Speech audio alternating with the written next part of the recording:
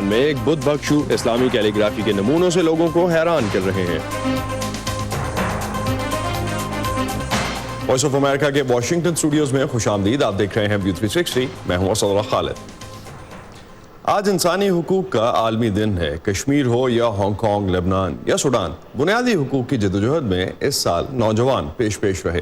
اقوام متحدہ نے آج کے دن کے موقع پر اپنے اعلامیے میں نوجوانوں کی کوششوں کو سراہتے ہوئے کہا ہے کہ نامساعد حالات کے باوجود نوجوان دنیا بھر میں ہر روز نسل پرستی، نفرت، دھونس اور تعصب کے خلاف کھڑے ہیں اور عالمی سطح پر تبدیلی یہی نسل لائے گی۔ شروع کریں گے کشمیر سے، جہاں وادی کے اہم سیاسی قائدین سمیت کئی سو افراد 4 ماہ سے نظر بند ہیں اور عام شہریوں کا باہر کی دنیا سے رابطہ اب بھی بڑی حد تک کٹا ہوا ہے۔ کاروباری سرگرمیاں محدود ہیں، انسانی حقوق کی عالمی تنظیمیں اور اقوام متحدہ اس صورتحال پر تشویش کا اظہار کر چکے ہیں۔ واشنگٹن میں اس معاملے پر کتنی توجہ دی جا رہی ہے، آئیے جانتے ہیں۔ مودی حکومت کی جانب سے کشمیر کی آئینی حیثیت میں تبدیلی کے متنازع اقدام کے 4 ماہ بعد بھی سیاسی قائدین نظر بند ہیں۔ SMS اور انٹرنیٹ کی سہولت بحال نہیں ہوئی، جبکہ وادی میں 5 سے زیادہ افراد کے جمع ہونے پر پابندی ہے۔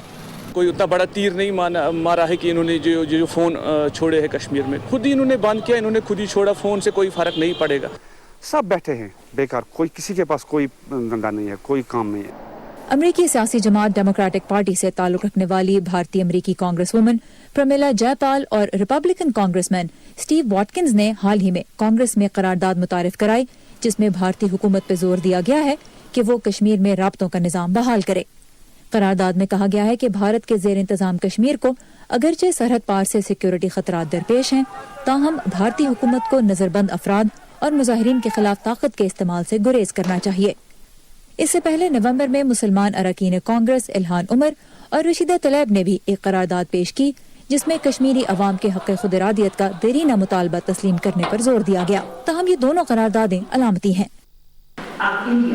یہ کیسے ممکن ہے کہ بھارت، جو امریکہ کا اہم اتحادی ہے، ہمیں کہہ رہا ہے کہ امریکی سفارتکاروں کو کشمیر داخل نہیں ہونے دیا جا سکتا؟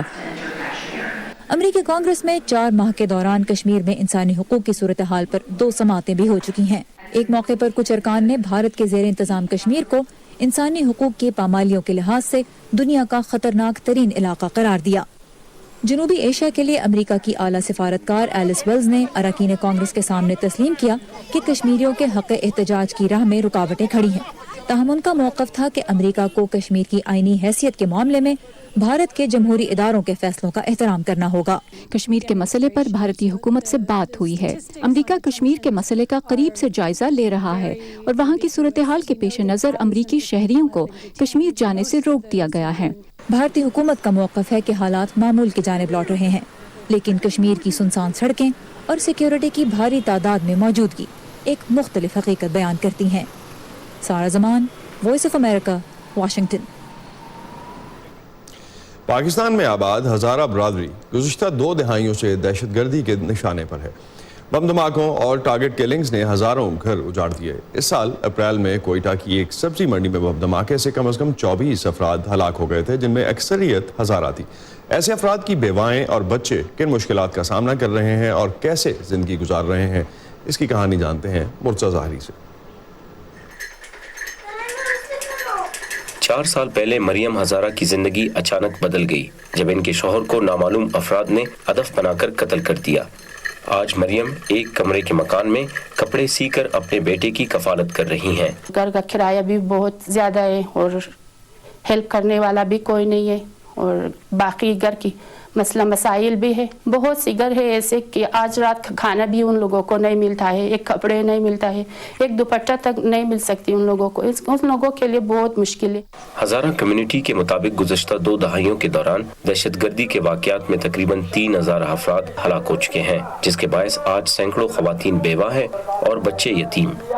اگرچہ صوبے کے بیشتر حصے میں امن و امان کی صورتحال بہتر ہوئی ہے، ہزارہ برادری اب بھی عدم تحفظ کا شکار ہے اور دہشت گردی کا نشانہ بننے والوں کی بیوائیں اب بھی حکومتی مالی امداد کی منتظر ہیں۔ جو ان شہداء کی بیوائیں ہیں، واقعی ان کی سچویشن بہت ٹھیک نہیں ہے۔ بہت سی خواتین کو اس لیے کمپنسیشن نہیں مل پایا کیونکہ وہ افغان ریفیوجیز تھیں۔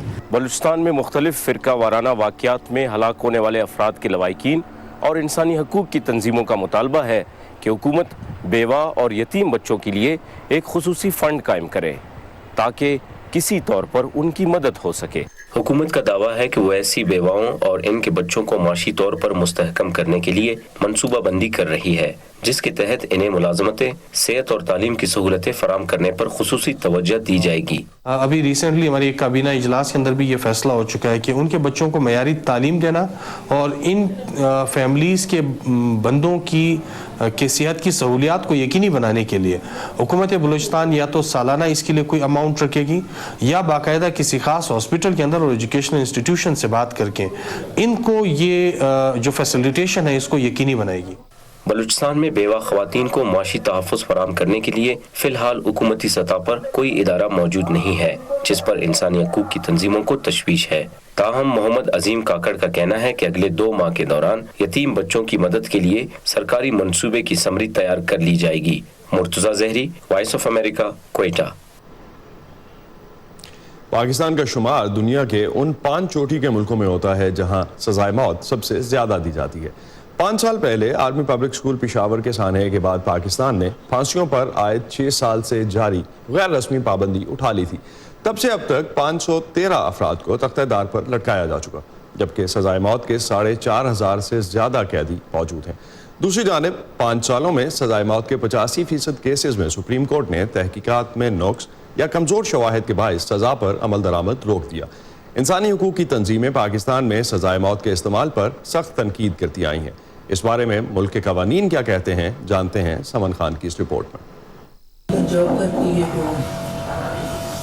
فیصل آباد کی رہائشی نصرت بی بی گزشتہ 11 سال سے اذیت میں ہیں۔ عدالتوں اور جیل کے چکر لگاتے جوتیاں گھس گئیں، وکلا کی فیسیں ادا کرنے کے لیے گھر بیچنا پڑا، اپنوں نے منہ موڑ لیا۔ ان کا قصور یہ ہے کہ وہ ایک ایسے بیٹے کی ماں ہے جسے عدالت نے قتل کے جرم میں سزائے موت سنا رکھی ہے۔ ذلیل کرنا کہ اتنا کھڑے ہو کے کھڑے رہو، تو اس طرح نہیں کرنا چاہیے۔ اگر وہ اندر ذلیل ہو رہے ہیں تو اس کے پیچھے کوئی ایک بندہ ہے، کوئی اس کے پیچھے جانے والا نہیں ہے، تو اس کو اس قابل چھوڑیں کہ تاکہ وہ اس کو دیکھ سکے، اس کی ملاقات کر سکے۔ اس طرح نہ کریں اس کے ساتھ کہ وہ واپس آئے تو وہ مریض بن جائے، وہ پھر جانے کے قابل ہی نہ رہے۔ جس دوران نصرت بی بی اپنے بیٹے عبدالباسط کی سزا پر غور طلبی کا مقدمہ عدالتوں میں لے جا رہی تھی، اسے گردن توڑ بخار ہوا جو جیل میں مناسب علاج نہ ملنے کے باعث بگڑ کر فالج میں بدل گیا۔ قانون کے مطابق جب تک مجرم اپنے پاؤں پر کھڑا ہو کر تختہ دار تک نہیں جاتا اسے پھانسی نہیں ہو سکتی۔ اسی بنیاد پر صدر پاکستان سے رحم کی اپیل کی گئی اور عبدالباسط کی سزا پر سٹے آرڈر حاصل کر لیا گیا۔ ٹانگیں جو نہیں ہیں تو پھر وہ واش روموں میں جائیں تو پھر وہاں آوازیں دیتے رہیں کہ مجھے اٹھاؤ اور وہ کوئی نہ آئے، تو پھر وہ ایک موت سے کوئی کم تو نہیں ہوتی۔ ملک کے اندر اور باہر جیلوں میں قید پاکستانیوں کے حقوق کے لیے کام کرنے والی غیر سرکاری تنظیم جسٹس پروجیکٹ پاکستان کے مطابق تفتیش اور انصاف کے نظام میں ایسی خامیاں ہیں کہ پاکستان میں سزائے موت ایک غیر منصفانہ اقدام بن سکتی ہے۔ سپریم کورٹ آف پاکستان پچھلے 5 سالوں کے دوران ذیلی عدالتوں کی جانب سے دی گئی موت کی سزا پر عمل درآمد 85% مقدمات میں روک چکی ہے۔ انویسٹیگیشن فالٹی تھی، ثبوت کافی نہیں تھا، غلط گواہیاں دی گئی تھیں۔ تو جب آپ کے کرمنل جسٹس سسٹم میں اتنے سنگین پرابلمز ہیں جو کہ ریگولرلی ہو رہی ہیں، تو اتنی ڈیتھ پینلٹی جیسی سزا رکھنا ہم کہتے ہیں مناسب نہیں ہے ابھی کے لیے۔ پاکستان میں جسمانی معذور کے علاوہ ذہنی معذور کو بھی تختہ دار پر نہیں لٹکایا جا سکتا۔ بعض ناقدین کا کہنا ہے کہ سزائے موت سے بچنے کے لیے مجرم ذہنی بیماری کا بہانہ کر سکتا ہے، لیکن ماہر نفسیات ڈاکٹر عثمان ہوتیانہ کہتے ہیں ایسا کرنا آسان نہیں۔ جو سائیکیٹرسٹ ہیں they are trained to find psychiatric illness۔ یہ صرف انٹرویو کی بیس پہ نہیں ہوتا، جو پیچیدہ کیسز ہوتے ہیں اس پہ بہت ساری اور ایویڈنسز بھی سامنے آتی ہیں۔ سائیکولوجیکل ٹیسٹ ہیں جن کے اوپر جھوٹ بولنا مشکل ہے اور ڈاکٹرز کو چیک مان دینا ذرا مشکل کام ہے۔ دنیا کے دیگر ملکوں کے برعکس پاکستان میں قیدیوں کے لیے فرانسک مینٹل اسپتال موجود نہیں۔ ذہنی طور پر بیمار قیدیوں کو بھی جیل میں بنے اسپتالوں میں رکھا جاتا ہے، جہاں اسپیشلسٹس نہ ہونے کے باعث سزائے موت کے قیدی کی ذہنی حالت کا بر وقت درست اندازہ لگانا مشکل ہوتا ہے۔ پاکستان میں قانون دانوں کا ایک طبقہ ایسا بھی ہے جو سزائے موت کے قیدی کے ساتھ ہمدردی کے خلاف ہے۔ ایمنسٹی نے ہمیں کہا کہ آپ ایگزیکیوشن کو پوسٹ پون کریں، نہیں کریں گے تو ہم آپ کو اتنی امداد جو ہے وہ نہیں دیں گے۔ قرضوں پر چل رہے ہیں، پھر مجبوراً ہمیں وہ پوسٹ پون کرنا پڑتا ہے، لیکن آپ اس سے یہ دیکھیں کہ نقصان کس کو ہوتا ہے؟ نقصان الٹیمیٹلی اس قوم کو ہوتا ہے۔ ایمنسٹی انٹرنیشنل کے مطابق تحقیق سے ظاہر ہوتا ہے کہ موت کی سزا زیادہ دینے سے جرائم کی شرح میں کمی نہیں آتی۔ پاکستان کے قانون میں 33 جرائم ایسے ہیں جس کی سزا موت مقرر کی گئی ہے۔ جسٹس پروجیکٹ پاکستان کا کہنا ہے کہ سزائے موت کے قیدی کے انسانی حقوق کا تحفظ ریاست کی ذمہ داری ہے اور اس میں غفلت یا غلطی ریاست کے ہاتھوں قتل کے مترادف ہے۔ Saman Khan, voice of America, Lahore.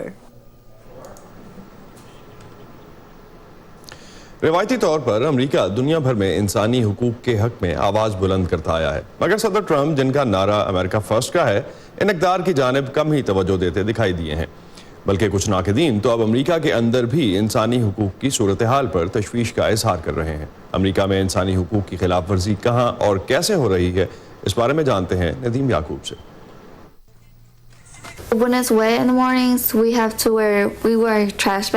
صبح جب نمی ہوتی ہے تو ہم کوڑا اٹھانے والے پلاسٹک کے لفافے پہن کر کام کرتے ہیں، لیکن جیسے جیسے دن چڑھتا ہے بہت گرمی ہونا شروع ہو جاتی ہے تو پھر آپ پلاسٹک کے لفافوں کے اندر جلنے لگتے ہیں اور انہیں اتار کر پھینک دینا چاہتے ہیں۔ شمالی کیرولائنا میں تمباکو کے کھیتوں پر کام کرنے والی کیٹی غیر محفوظ ماحول میں کام کرنے والی واحد کم عمر مزدور نہیں۔ American journal of industrial medicine کے مطابق امریکی کھیتوں میں کام کرتے ہوئے روزانہ 33 بچے زخمی ہو جاتے ہیں اور دوسری صنعتوں کے مقابلے میں زراعت کے شعبے میں زیادہ مزدور بچوں کی موت واقع ہوتی ہے۔ ہیومن رائٹس واچ کا کہنا ہے کہ زرعی شعبے میں کام کرنے والے بچوں کو وہ تحفظ حاصل نہیں جو انہیں دوسری صنعتوں میں حاصل ہے۔ امریکہ کے لیبر قوانین میں سکم کے باعث سن 2019 میں بھی بچے اپنی زندگی اور صحت کو خطرے میں ڈال کر ایک بڑے کمرشل فارم پر غیر محدود گھنٹوں کے لیے سخت محنت والا کام کرتے ہیں، جو کہ امریکی قانون کے مطابق ہے۔ انسانی حقوق کے لیے سرگرم اراکین کا کہنا ہے کہ امریکہ میں چائلڈ لیبر کے بارے میں قوانین تو کمزور ہیں ہی، مگر یہ واحد شعبہ نہیں جس میں انسانی حقوق کی خلاف ورزی ہو رہی ہے۔ گزشتہ چند برسوں میں ٹرمپ انتظامیہ کی امیگریشن کے حوالے سے سخت گیر پالیسیوں کی وجہ سے انسانی حقوق کی خلاف ورزیوں میں اضافہ ہوا، جس پر اسے سخت تنقید کا سامنا رہا ہے۔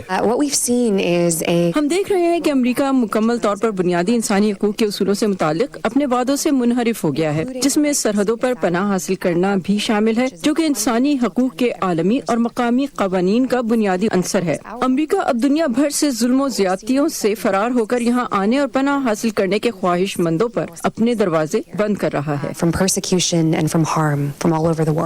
پچھلے چند برسوں میں پناہ کے لیے بارڈر کراس کرنے اور غیر قانونی تارکین وطن کے لیے بنائے گئے حراستی مراکز میں تارکین وطن کے ساتھ غیر انسانی سلوک روا رکھنے کے حوالے سے خبریں سامنے آتی رہی ہیں۔ اس سے پہلے ٹرمپ انتظامیہ کو سخت عوامی رد عمل کے باعث زیرو ٹالرنس کی پالیسی واپس لینی پڑی، جو سینکڑوں بچوں کے والدین سے الگ ہونے کا سبب بنی۔ انسانی حقوق کے سرگرم اراکین کا کہنا ہے کہ ٹرمپ انتظامیہ کی حراستی مراکز کے حوالے سے پالیسیاں غیر شفاف ہیں۔ اگر پناہ کے متلاشی امریکہ میں داخل ہونے میں کامیاب ہو بھی جائیں تو ان کی درخواستوں کی سنوائی کے لیے طریقہ کار اس عمل کو سست بنا دیتا ہے۔ امریکہ اب ایک ایسا ملک بنتا جا رہا ہے جو تارکین وطن کی حوصلہ شکنی کرتا ہے۔ ناقدین کہتے ہیں کہ پرائیویٹ کمپنیوں کے زیر نگرانی چلنے والے حراستی مراکز میں جواب دہی نہ ہونے کے برابر ہے۔ ہیومن رائٹس واچ کا کہنا ہے کہ ٹرمپ انتظامیہ انسانی حقوق کے معاملے میں لاپرواہ واقع ہوئی ہے۔ اگر آپ ٹرمپ انتظامیہ کے کچھ اقدامات کو دیکھیں، جیسے کلائمیٹ چینج کے معاہدے سے الگ ہونا، اس ملک میں تارکین وطن کے ساتھ ہمارا برتاؤ، ہم پہلے سے زیادہ لوگوں کو ملک سے بے دخل کر رہے ہیں، ہم پناہ کی تلاش میں آنے والوں کو روک رہے ہیں، یہ انتظامیہ زیادہ لوگوں کو جیلوں میں بند کرنا چاہتی ہے۔ یہ تمام مثالیں ظاہر کرتی ہیں کہ یہ قوم انسانی حقوق کے معاملے میں پیچھے کی طرف جا رہی ہے۔ ट्रंप इंतजामिया मुल्क के अंदर तो इंसानी हकूक की खिलाफ वर्जियों की परवाह किए बगैर अपनी पॉलिसियों पर अमल पैरा है ही। मुबसरीन समझते हैं कि इसकी खारजा पॉलिसी की तरजीहात में भी इंसानी हकूक सबसे निचली सतह पर है। नदीम याकूब, voice of America, Washington. America से इंसानी हकूक की फ्राहमी को यकीनी बनाने के लिए आलमी सतह पर किस किरदार की तवक्को की जाती है और ऐसा क्यों है कि इन तवक्कुआत में सदर ट्रंप के दौर में कमी आई है, इस पर बात करेंगे। टेक्सास में लामर यूनिवर्सिटी से मुंसलिक अवैस सलीम हमें ज्वाइन कर रहे हैं। डॉक्टर अवैस, जमाल खशोगी से लेके तुर्क अफवाज के हाथों कुर्दों के खिलाफ अस्करी कार्रवाई, इंसानी हकूक की खिलाफ वर्जियों पर ट्रंप इंतजामिया की जो खामोशी है उस पर काफ़ी हद तक तनकीद भी रही है, तो इंसानी हकूक के चैंपियन के तौर पर जो अमेरिका का किरदार रहा है, आप समझते हैं कि सदर ट्रंप की सरबराही में उसमें कोई वाज़े तब्दीली आई है? देखिए, मैं ये तो नहीं कहूँगा कि वाज़े तब्दीली आई है, क्योंकि उसका इम्प्लाई उससे ये होता है कि शायद पहले कोई सूरत हाल बहुत बेहतर थी, लेकिन इतना ज़रूर हुआ है कि इससे पहले की हुकूमतों में जो एक पर्दा होता था जिसमें कम अज़ कम एक स्टैंड अमेरिका में ज़रूर लिया जाता था इंसानी हकूक के चैंपियन के तौर पर। अब जैसे कि आपने अपनी रिपोर्ट में बताया कि क्योंकि सियासी मफादात और माली मफादात, जो ट्रेड रिलेशनशिप है, वो दुनिया भर में ऐसे लगता है कि जो बड़ी ताकतें हैं उनके लिए ज्यादा उन्होंने उसको प्रायोरिटी देनी शुरू कर दी है, और अमेरिका भी इस मामले में कोई पीछे नहीं है। अब अगर आप देखें तो कल ही यूनाइटेड नेशंस जो मीटिंग करने जा रहा था नॉर्थ कोरिया में इंसानी हकूक की खिलाफ वर्जियों पर, अमेरिका ने उसमें जो है वो एक बैक सीट ले ली है, उसमें शिरकत करने से इनकार कर दिया है, जिसकी वजह से अब वो मीटिंग नहीं होगी क्योंकि कोरम पूरा नहीं होगा। अगर आप कश्मीर में देखें, जो इंसानी हकूक की खिलाफ वर्जियां हो रही हैं, अमेरिका उस पर कोई वाज़ेह पोजीशन नहीं ले रहा। सिर्फ उसकी बुनियाद ये है कि अमेरिका और इंडिया के जो ट्रेड रिलेशनशिप है। चाइना में अगर इंसानी हकूक की खिलाफ वर्जियों की बात हो तो वहां पर जरूर कहीं ना कहीं थोड़ी सी बात अमेरिका की हुकूमत की जानिब से की जाती है, लेकिन वो भी उस सतह तक नहीं जाती जहां पर उस पर एक वाज़ेह पोजीशन ली जाए। और अगेन उसकी बेसिस भी जो ट्रेड रिलेशनशिप है वही है, जो कि बहुत अफसोसनाक है। सऊदी अरब पूरी दुनिया में जो है वो इंसानी हकूक की खिलाफ वर्जियों के लिए मशहूर है, लेकिन अमेरिका में कभी उस पर कोई बात इसलिए नहीं होती क्योंकि अगेन जो ट्रेड रिलेशनशिप है, जो माली मफादात हैं दोनों मुल्कों के, वो प्रेसिडेंट्स लेते हैं। तो मैं नहीं समझता कि ये माजी में कुछ मुख्तलिफ रहा है, अब सिर्फ उसकी इंटेंसिटी जो है वो ज्यादा बढ़ गई है और ज्यादा ओवर्ट हो गई। एक चीज़ अगर हम इस हवाले से देखें, आपने जिस तरह कश्मीर का भी जिक्र किया, इससे भी related I will be certainly asking you something, लेकिन सदर ट्रंप का ऐसे सरबराहान मुमलिकत से बेहतर ताल्लुकात की कोशिशें जहाँ इंसानी हुकूक की पामाली है, उससे आप समझते हैं कि अमेरिका के इमेज में फ़र्क आया है? ओवरटली आपने जिस तरह से कहा कि हो चुका ऑलरेडी। देखिए, देखना हमें यह होगा कि जो ये बेहतर ताल्लुकात की कोशिशें हैं उनकी बुनियाद क्या है। क्या इनकी बुनियाद जो है वो अमेरिका का ज़ाती मफाद है, या इसमें कहीं ना कहीं किसी सतह पर बातचीत ये भी हो रही है कि उन मुल्कों में जो सूरत हाल है कुछ उसमें भी बेहतरी आए। हमें अभी तक ऐसा कुछ देखने में नहीं आया। जैसे मैंने अभी आप नॉर्थ कोरिया और कश्मीर की मिसाल दी, और अगर अमेरिका ने अपनी पॉलिसियां इसी बुनियाद पर आगे भी जो है उनका फैसला किया कि हमारा मफाद जो है उस सिर्फ उसको बरतरी मिलनी चाहिए, उन मुल्कों में क्या सूरत हाल होती है उससे उसकी कोई परवाह नहीं है, और उसको अगर टाई किया गया माली मफादात से और नेशनल सिक्योरिटी से, तो ये सूरत हाल पहले से ज्यादा खराब होगी। और जो मफादात अमेरिका उन बेहतर ताल्लुकात से हासिल करने की कोशिश कर रहा है, मेरा नहीं ख्याल कि वो मफादात भी पूरी तरह से हासिल हो सकेंगे। और बस लास्ट पे क्विकली अगर आप सिर्फ ये बता सकेंगे, भारत के ज़ेर इंतज़ाम कश्मीर में इंसानी हुकूक की पामाली पे आप समझते हैं अमेरिका कुछ किरदार अदा करने की पोजीशन में है? जी, पोजीशन में जरूर है। जैसे आपने अपनी रिपोर्ट में भी दिखाया कि कांग्रेस में भी करारदादें पेश होती रही हैं, सेनेटर्स भी इस पर बात कर रहे हैं, लेकिन अमरीकी पोजीशन जो है वो हमेशा से ये रही है कि हम इस मामले में किरदार अदा करने को तैयार हैं अगर दोनों मुल्क इस पर राजी हों। जब तक वो اپنے مالی اگین میں اسی بات کی طرف واپس جاؤں گا کہ بھارت کے ساتھ اپنے مالی مفادات کو ایک طرف رکھ کر خطے میں پرامن حل کی طرف نہیں جائیں گے اور اس کے جو لانگ ٹرم امپلیکیشنز ہیں اس کو نہیں دیکھیں گے. میرا نہیں خیال ہے کہ یہ مسئلہ حل ہوگا. بہت شکریہ ڈاکٹر اویس صاحب کا ہمیں اس حوالے سے اپڈیٹ کرنے کا اور اوورآل جس طرح کی اس وقت امپیکٹ ہے امریکہ کے جو امیج کا اس پہ بات کرنے کا. امریکی حکومت کے کئی سابق اہلکاروں، فوجی افسران اور دیگر ذمہ داران نے اس بات کا اعتراف کیا ہے کہ افغان جنگ میں امریکہ کی ناکامی کے واضح شواہد موجود تھے، لیکن اس کے باوجود امریکی عوام کو اس بارے میں غلط معلومات فراہم کی گئی ہیں. اس کی تفصیلات دیکھیے ہماری ویب سائٹ پر urduvoa.com اور اس کے علاوہ آپ اس پر اپنی رائے بھی دے سکتے ہیں جو کہ آپ facebook.com/VOA اردو کے پیج پہ آ کے دے سکتے ہیں اور ٹویٹر ہینڈل پہ بھی ہم سے آپ بات کر سکتے ہیں @urduvoa. تازہ ترین خبریں، اہم واقعات، آڈیو ویڈیو رپورٹس اور تجزیے دیکھنے، سننے اور پڑھنے کے لیے ڈاؤن لوڈ کیجیے VOA اردو کی نئی ایپ. خبریں اب ہر وقت آپ کی مٹھی میں.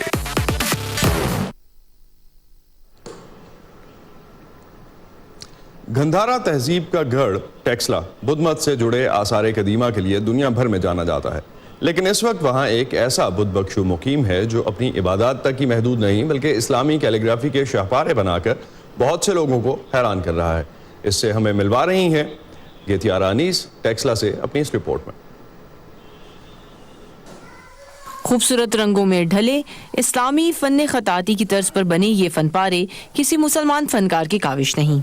انہیں بنایا ہے جنوبی کوریا سے تعلق رکھنے والے بدھ بھکشو نیونگ ہر نے.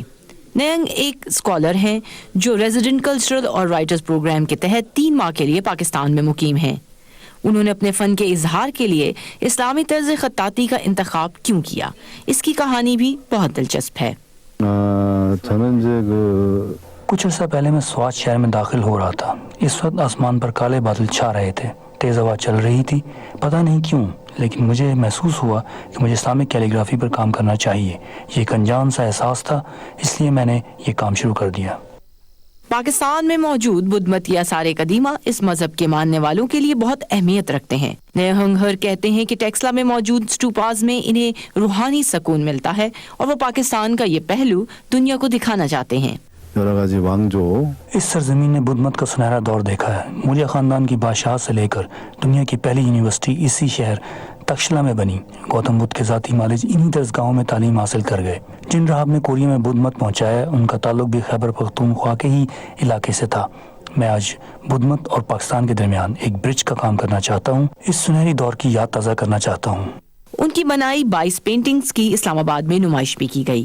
نیہنگ کے بقول یہ تصاویر کائنات میں اچھائی اور برائی کی عکاسی کرتی ہیں، لیکن وہ پاکستان میں خیر سگالی کا پیغام لانے کے علاوہ کچھ دیر پا کرنے کا ارادہ بھی رکھتے ہیں. یہاں کے لوگوں کے ساتھ مل کر ایک ایسا ادارہ بنانا چاہتا ہوں جہاں گندھارا تہذیب کو سراہنے والے آئیں، پڑھیں، لکھیں، مختلف ثقافتیں سمجھیں اور دنیا بھر کے بدھ مت کو ماننے والے بھی اپنے روحانی سفر کے لیے یہاں آئیں اور اپنی عبادات کرنے کے ساتھ یہاں کے موجودہ مذہب کو بھی سمجھیں.